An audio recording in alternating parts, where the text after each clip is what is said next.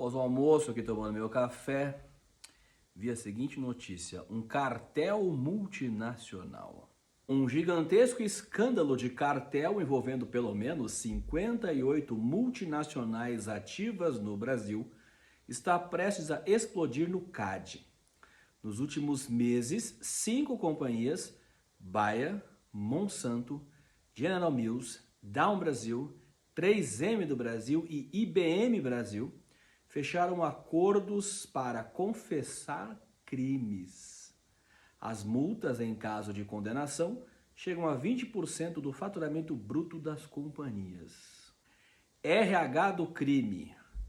Segundo as provas colhidas pelo CAD, as empresas formaram um grupo para trocar dados sensíveis sobre salários, benefícios e políticas internas, de modo a nivelar o mercado e reduzir gastos de forma anticoncorrencial. Salários iguais. O esquema girou de 2009 a 2021. Ele impedia que uma empresa agredisse a outra com ofertas melhores para atrair funcionários, eliminando a competição natural por talentos e mantendo salários abaixo dos praticados no mercado competitivo, diz o CAD. 3 milhões de almas. Uma das empresas admitiu que, graças ao cartel, dezenas de companhias cancelaram, num acerto secreto, o bônus de executivos na pandemia. Juntas, as multinacionais investigadas empregam mais de 3 milhões de brasileiros. Delação em massa. Nas próximas semanas, o CAD vai interrogar diversas testemunhas do cartel. As multinacionais delatadas são de setores como bens de consumo, agronegócio, farmacêutico, tecnologia, cosméticos, alimentos, bebidas, siderurgia, veículos e comunicações. Muitas negam envolvimento nos crimes. O CAD é o órgão governamental que visa coibir formação de cartel, oligopólio, monopólio. Porque você sabe que quando você tem, por exemplo, se eu sou o Carrefour e do outro lado tem lá um Walmart e um Pão de Açúcar, nós somos praticamente o mercado dos grandes varejistas, né?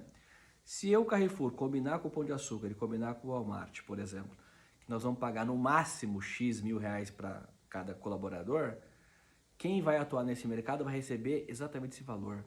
E aí não tem essa história da livre concorrência. Por quê? Porque o certo seria, se o fulano desempenha mais, deveria receber mais. Se ele entrega mais, deveria receber mais. Mas não, eu combino com o mercado que nós só vamos pagar isso.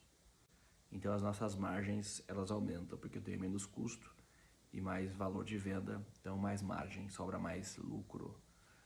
Ou seja, isso é completamente oposto à história da livre concorrência do mercado. Aquilo que Adam Smith chamou da mão invisível do mercado. E por falar em Adam Smith, eu fui até pegar aqui o meu livro, ó. O Adam Smith, daquela coleção Os Economistas. O livro A Riqueza das Nações, o livro que ele explica por que as nações ficam ricas. O livro que dá origem à economia clássica. E olha que interessante, eu li esse livro em 1996. Olha aqui, 1996, até tinha um telefone, da época que o telefone tinha 3 dígitos na frente. Ai, ai. E olha só, eu sempre tenho esse costume, ó. As palavras novas que eu aprendo numa leitura, eu escrevo no livro, e qual é a página, porque eu vou acrescentando ao meu vocabulário. Olha a palavra que eu aprendi aqui, exógena. Eu tinha 21 anos de idade. Digressão, inteligíveis, olha só, empedernido. Muito legal essas memórias. Pois bem, Adam Smith diz que a mão invisível do mercado é que regula o mercado, Quando eu vendo alguma coisa a alguém, eu estou satisfazendo o meu interesse, e aí esse alguém satisfaz o interesse dele, E o mercado, com a sua mão invisível, vai regular preço, oferta, demanda, tudo isso. Porque Se eu colocar um preço muito alto que ninguém vai pagar, não vou vender. Então eu tenho que abaixar meu preço para que seja atrativo, porque as pessoas compram. Então o mercado vai se autorregular.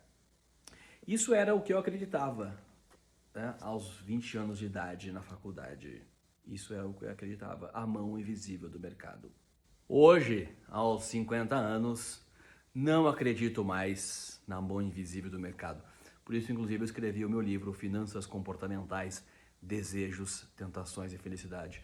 Um estudo sobre psicologia e economia quando o assunto é dinheiro. Não tem essa. Sabe por quê? Porque as empresas se corrompem, elas formam cartéis, então elas regulam preço, elas regulam o salário das pessoas. Não tem essa coisa da livre concorrência quando você é muito grande. A mão invisível é quando você tem um monte de comércios pequenos, todo mundo batalhando pelos mesmos recursos. Agora, quando você tem um mercado dominado por pequenos, ou por poucos players, por poucos competidores, os caras fazem o que querem com o mercado, e aí não tem mão invisível. A economia não é sobre números, a economia é uma ciência social, uma ciência psicológica e é sobre comportamento. E as pessoas se corrompem. Veja esse caso do Banco Vorcaro. O Banco Central, que é a instituição que deveria fiscalizar, não fiscalizou. E por que não fiscalizou? Porque o próprio banco master, do senhor Vorcaro, pagava uma mesada para os fiscais do Banco Central para não ser incomodado, não ser fiscalizado. Inclusive dava soluções, né? Quando eles tinham algum tipo de problema, os caras que deveriam fiscalizar davam ao banco a solução, escreviam os pareceres, etc. Ou seja, não tem mão invisível do mercado, tem uma mão bem clara, tem uma mão bem visível que corrompe, que faz cartel, que fecha em poucos concorrentes e que tenta empurrar, né, essa regra para todo mundo. No final das contas é sobre isso. E se você não tiver instituições capazes de regular o mercado e regular de fato e não se corromper com o mercado, não tem mão invisível. Esquece, não tem mão invisível.